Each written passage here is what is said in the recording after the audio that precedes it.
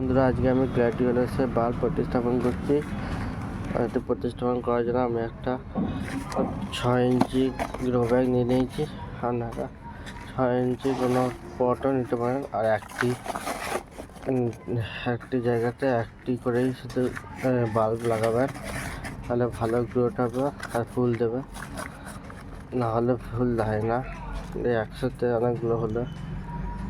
এটি লাগানোর জন্য আগে আপনারা যখন বাল্বটি নিয়ে আসবেন নার্সারি বা কোথাও থেকে বা কারো কাছে যদি পান, আগে এনে পরে আগে বাল্বটিকে কোনো বালি বা শুধু মাটির মধ্যে এমনি রেখে দেবেন কদিন। তখন দেখবেন একটু শিকড় ছেড়ে দিয়েছে, অল্প পাতা বেরিয়ে গেলে তখন এমনি করে লাগিয়ে দেবেন আপনারা। হালকা এমনি মুখটা ফাঁকা রেখে লাগাবেন, জল দিয়ে দেবেন, তাহলেই